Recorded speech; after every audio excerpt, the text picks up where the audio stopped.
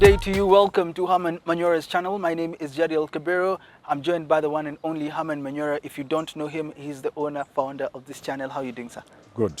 Just good. Good is good enough. For the new subscribers, we've been long since we talked to them. I remember when we started, we used to tell them why you created this channel. Yes. Why did you feel the need to do so? I did this in 2017 when there was fire in this country after the elections. And I thought we needed to have a national conversation. And as many people like me should come up and create forum for national conversation. We raise issues, we discuss. So that it is better to talk through our issues than find ourselves where we were in 2007. Oh. And even the mess we had in 2017, 2018. So it's good to talk. And that's why it's good to subscribe. So that when we have a video, it comes to you and you interact with it. Yes. Yeah, and you get to know your country even more. You leave your comments so that you interact, you engage. You talk about your country, you see what people are saying, where we are, the issues we are raising. Sometimes we are wrong about issues. You find a way of even getting to us and telling these you didn't get right. And we listen. We listen a lot. Okay. So if you haven't subscribed, go ahead and do so. If you haven't joined, if you haven't clicked the notification bell, please do such so that once a new video is up, you become the first one to view it. Today's conversations, we're basing it on what former Chief Justice, he's called Willy Mutunga, said about the DP. He said, I've done my own investigation. People are getting to accept that it will be a race between William Ruto and Raila Odinga. As of now, William Ruto will beat Raila. On the same, he said that he's not sure whether Ruto's wave is real and Ruto's wave will stick. He feels like it might be fake because of the political reasons that we come up every single day. Remember yesterday's conversation, we said that it is through handouts maybe that people go to his campaigns. Let me ask you this. Is Ruto's wave fake? It's not fake. It's real. It's real. The people that are there because they support him. Yeah. Why would you say that? I can see it. You know, you can feel it in the air. You live in this country. The hustler thing is real. And he has numbers that will go the numbers to the are there, him. and they don't lie. They are there. He may tweak one thing here and there. He may mobilize people using a little resources, but they are there. What do you think has made him capture the imagination of all these people that he's going to be the man to save the country? You know, I've said this. This country is not in a good state. This country is actually in a sorry state. This country, people have lost hope. Look at the unemployment in this country. Look at the level of poverty. By World Bank figures, by figures of government agencies like the Kenya Bureau of whatever, and the Central Bank, all these reputable bodies and organizations, they say people who live below poverty line, which is below 100 shillings per day, below $1 per day in this country, are in the region of 50%. 50%? You can't have a country like that. Half the country. Yeah. They also say a staggering figure of Kenyans go to bed hungry. A staggering figure of Kenyans cannot afford health care. Many Kenyans have sold the little possession and the only possession they had in terms of livestock, in terms of small parcels of land, to treat their loved ones, to give them medical attention and care. So this country is doing so badly that when somebody comes on the scene who appears to give hope by merely riding on that wave, on the problem people have, then he gets a follower. Throughout history, this is how dictators have developed. Look at Hitler in Germany. Because of the depression, the unemployment, the youth desperation. He created hope for young people, put thousands of them in uniform. And you know what? One thing led to another. You know where that took the world? You saw Trump. And I'm not saying Trump is a bad person. I'm a Trump supporter. I'm a Trumpist myself. But how did he win the presidency? From nowhere. In a very unorthodox way. Because Americans were giving up. There was no hope. Things were so bad. And when a man comes, usually a demagogue, and the things he says resonate with the people, he can carry the day. And it is not just America or even Kenya now. It has been sweeping across even Europe. The nationalist movement, people feeling some of the problems they have, are occasioned by people, foreigners, and they move to be very nationalistic in their politics. It has swept across Europe. Yeah. They may not quite have succeeded in taking over power from France to Netherlands to where, even in the UK. But it is there. That wave seems to suggest when people are desperate, they look for that. a demagogue comes knocking. And I'm not saying Ruto is. That's what I was but going I'm to ask. using it to explain why he appears to have captured the imagination of Kenyans. But would you say he would capture this audience that he has, these followers, until 2022 elections? There are challenges. One of the biggest challenge that hustler narrative has, and that's why I call it a bubble that would burst, is it is treading on the dangerous. From what we know, it is dangerous to divide society into the haves and the have-not. This is what the hustler narrative was doing. The dynasty versus the hustler. It's dangerous. But what makes it even more dangerous, and that's why it will burst, is the definition of who a hustler is. Today, those in the hustler movement may be thinking the hustler is Raila and Uhuru and the rest. Tomorrow, the people will consider hustler anybody who is rich. But they may not stop there.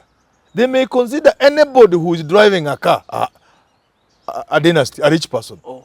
So when you drive through a crowd with a vehicle you borrowed from, you bought from a loan, your circle loan, or your brother's car, they will lynch you. They will not know that you are Sudi. So that's why it is contradictory and it is self-defeating, so much so that it can't go far. But some would say the leader of the hustler nation is part of the haves. So that's what I'm saying. The contradictions inherent of people going to address hustlers driving vehicles that cost 30 million shillings, putting a wheelbarrow on top of a V8 that costs 20 million shillings. But that's the contradiction. Doesn't that show that it is not just about those that do not have, but also those that have can also be able to have an engagement together? They try that, doesn't sell because, first of all, the question of how even you got the money comes in. Okay. How did you get that money? Because if you are lying to me, I can be a mamamboga all the way to driving a V8. Surely you think I'm a fool. Yeah, there's a little of stealing that goes on for you to move from nothing to a person living in Lavington. Okay. There's a lot of stealing in between there. Then how can so there's not unless you are saying hustling is stealing. Show us the progression from a mamamboga to a person who says in Lavington. Show me the progression. Let me be Ruto's advocate on this one, because we have seen what he has gone through from selling, I think it was chicks, and now he has a big company that transports poultry and eggs. So doesn't that evidently show Ruto that... says he was selling chicken, which could be true. I lived in those places, by the way. That's where I grew up. So I know the place very well. That could be true. But like Nyachai, who was saying he became rich, and he started with selling bread, the long ones. Yes. They used to be long breads. And then he went into Rego. Kikuyu is called what? Githai or what? Posho meal. I'm not that sure. Yeah, the Posho meal. Yes. Just show me how, from selling bread, however long, and from gorogoro of maize, a mother comes there with 2 kilos of maize. You grind it into maize flour. She gives you 10 shillings or 5 shillings or 2 shillings. Just show me how that takes you to a billionaire. Show me. So it's not easy. There are such cases in life, but they are very clear and you can follow them. But the rest of this is just stealing. And I'm not saying anybody has stolen. Okay, I'm not mentioning that to show that Nyachai has stolen. But I'm just saying it's not easy for him to convince me. Okay, when you say that he might be unable to maintain his numbers till the end, what would you say would be... There's something else I want to say. I hope you don't forget that. Okay. Why it may be difficult to maintain the numbers. You see, first of all, there's excitement. Because the things he's saying are resonating with the people. But unfortunately for him, when you are going into an election, Kenyans become lawyers. They become Kambas. They become Mijikenda. They become Kikuyu. I hope you are getting the drift. You getting the drift? Yes. They now forget the things that were driving them. The only thing that's left on the table is who they are. But by way of tribe. So that will make it very difficult for the crowds to be maintained, for the hustler narrative to maintain its wave.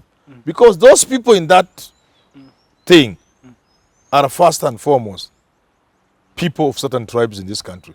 And they will move by way of those tribes when it comes to voting. And you, up to now, you believe that tribe will become the demographic that will It determine the elections? it is the only demographic in this country. Oh. It is the only demographic. Okay, I was... So far. I would wish in my lifetime to see this change. I will be the happiest man.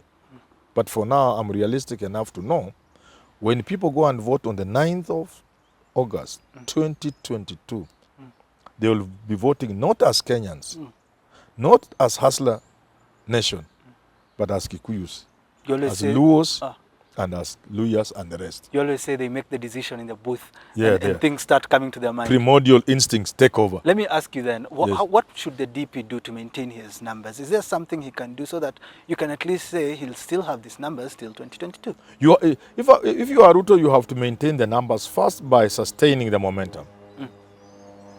Secondly, by injecting what is euphoric, what is populist, with some substance to back what you are saying. For example, if you are exciting people, you will give them jobs. And you say 100 billion, and I'll put there 50 billion, or 100 billion and create jobs. How can 100 billion create jobs? How can 50 billion create jobs? The government has been throwing billions down there. They have never created jobs. How will your 100 billion create jobs? Begin by giving substance to that, by putting that into a program, reducing that populist sloganeering, throwing around and banding around money. Reduce that into a program. So that while you entertain the crowds, you also bring on board reasonable Kenyans who will help you to sustain this crowd by saying, yes, indeed, Ruto has a program that he can create jobs for this country. Not, but you say, I'm throwing there 100 billion. So, in other words, put substance to the form. Because the form are the slogans, are the populist things you are doing, are the figures you are throwing around. Now, incorporate serious thought, incorporate programs, and show how 100 billion can be put into a program that can then create jobs. But go beyond that. Show that you are also aware of other factors that are responsible for joblessness in this country. And tell us how you're going to address that. That way you can sustain the movement. You know, on Raila, the Chief Justice, former Chief Justice, said that he's being failed by his intellectual team. Yes. Something like the Azimio La Umoja campaign is a campaign that isn't really selling to the people, so he needs to come up with better campaigns. He needs people that will be able to give him a step, to direct him in the right way. Would you say this is true? They are not even intellectual. Some of those people are pseudo-intellectuals. Yeah. Because it is foolish and cheap to say you'll give 6,000. Why don't you back up with that with some well thought out stuff? I encountered some of those people who proposed the idea of 6,000 to him and ask them, you are educated, you are professors. So what? Everybody will say what they are. People have said what I told them people will say. How will you get the 6,000? How will it work? How will you raise this money? How will you identify the people? So it's just these questions ought to have been addressed. Ought to have been addressed by the so-called intellectuals. They ought to have shown how models have worked, for example. If you go to the Brazilian model, it's the best. They will have shown the philosophy and the thinking behind stipends and state support for individuals who are not capable. They would have, without making it very technical. But they just threw around 6,000 and wanawacha Raila anaumia na hiyo, wrestling with it, and people asking more questions that they can address. So, William Mutunga could be right. The intellectuals, they can fail you. David indeed single-handedly failed Raila in 2017. I saw it. When Raila was focusing on nothing but theft, he removed him from there and took him to manifesto launching. They lost it there. Yeah. So when you are a leader like Raila, you must be, first of all, identify the right intellectuals. There must be people you can sit with and you see they can think. Secondly, you must know a politician deals with the reality on the ground. So you must balance, tamper what the intellectuals are saying with the politics. So if you fail to do those two things, then they will fail you the way William Tunga is saying. You know, even as we continue, as we wrap up the conversation, he also said that it is the Raila's team that are making him unable of countering the bottom-up approach. As you speak about the 6,000 shillings, which now for you seems a little bit more populist than realistic, would you say that it can counter the bottom-up approach? It can't. It has failed. Azimio has not countered the Hustler Nation. 6,000 has not countered the bottom up. The reality on the ground. Yeah. It doesn't mean it can't. I mean, I always believe Raila is a man who can come up with tricks from his heart. It's never empty of tricks.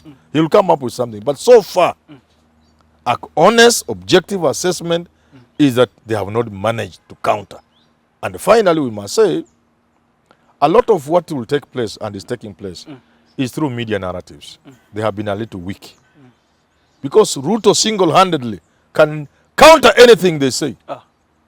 Before even his battalion of the Hustler narrative, Hustler Kinaitumbis, and before they come on board. Hustler Nation. Yeah, Ruto alone is able to demolish anything that comes from the Raila side. Alone, one person.